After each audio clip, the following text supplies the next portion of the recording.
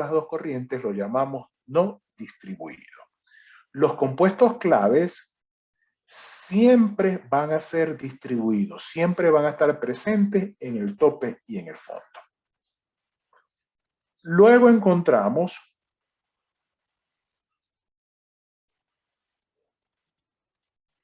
los compuestos no claves. ¿Quiénes son esos compuestos no claves? Bueno, todo lo que sea más liviano que el compuesto clave, LK, se conoce como LLK, Low Light Key. Y todos los compuestos que sean más pesados que el clave pesado se conocen como HHK, ¿ok? Más pesados que el heavy. Esos compuestos tienen dos opciones. Pueden ser no distribuidos. ¿Qué significa no distribuidos? Este caso, este ejemplo que vimos acá. ¿Qué significa? Fíjense, C5 y C6 no salen en el tope, no están distribuidos. C1 y C2 no salen en el fondo, no están distribuidos. O puede darse el caso que bajo las condiciones que he diseñado en la columna, sí encontremos cantidades más pequeñas de este compuesto, que son los más livianos que el clave liviano, y que en la corriente destilado encontremos cantidades, pero pequeñas, de los compuestos más pesados que el clave pesado. En ese caso hablaríamos de compuestos no claves distribuidos, ¿ok? ¿Quiénes son esos compuestos no claves que se están distribuyendo? Eso significa dos cosas. Uno, que la separación que especificamos para estos dos compuestos que llamamos clave era muy pobre. Es decir, la meta que nos trazamos para separar el clave liviano del clave pesado era muy pobre, o en pocas palabras, la fracción de recuperación que fijamos del clave liviano en el destilado era muy baja, o en el fondo también era muy baja. Entonces, si es muy baja, significa que todo lo que es más liviano que él se va a distribuir entre el tope y la columna, y que todo lo que sea más pesado que el clave pesado se va a distribuir entre el tope y la columna. Entonces puede ocurrir esta condición cuando nos trazamos metas o fracciones de recuperación muy pequeñas.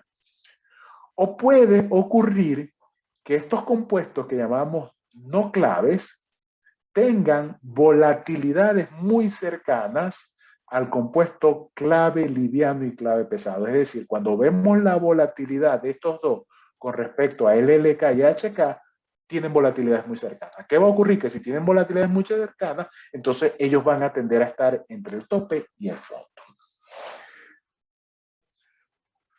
Puede darse el caso cuando tenemos condiciones de compuestos claves no adyacentes, que entonces vamos a tener compuestos intermedios.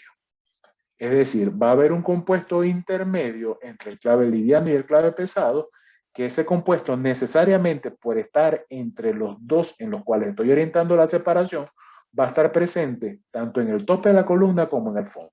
Es decir, en caso de que tengamos compuestos intermedios, siempre va a haber compuestos distribuidos. De esta manera, en términos generales, entonces tenemos los diferentes componentes que podemos encontrar en una mezcla. ¿De qué dependen todos estos componentes? De la asignación de quienes sean estos compuestos clave. En términos de su asignación especial, lo clave es quién es LK y HK.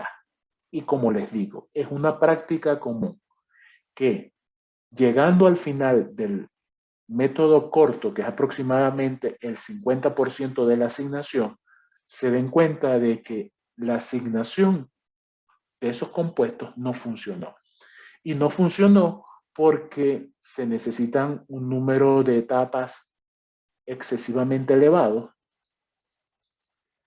Calcularon la cantidad total de etapas y le dan 1500 etapas, lo cual es absurdo desde el punto de vista física para este tipo de equipo. Que calculan una cantidad de reflujo como tal y les da un valor absurdo, un reflujo negativo, como si no necesitásemos líquido al ingresar en la columna. Entonces eso significa que la asignación que he realizado de compuestos clave no funcionó y que hay que volver al principio. Y fíjense que estoy hablando del 50% de la asignación, volver otra vez a empezar desde cero. En ese punto, entonces se plantean otros pares de componentes clave y en algunos puntos inclusive se seleccionan compuestos clave no adyacentes, porque de pronto el problema es que hay azeótropos en la mezcla que me están complicando. Eso se traduce en que las volatilidades en el equipo se inviertan. ¿Qué significa esto? Que un compuesto que tenía una mayor volatilidad en el tope, ahora en un punto dado de la columna pasa a tener una mayor volatilidad en el punto. Entonces, eso ocasiona distorsiones en la distribución de los componentes. Si les parece apropiado, hacemos un receso corto de 5 minutitos para continuar con el tema. Listo, Sí, profe. profe. Pero Sí, corto, profe. sí, porque hay mucho que discutir y mi objetivo hoy es sembrar psicoterror en ustedes para que se dediquen a esa asignación especial lo más pronto posible, ¿vale?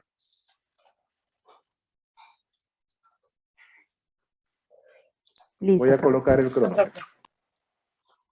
Un nuevo cronómetro que encontré.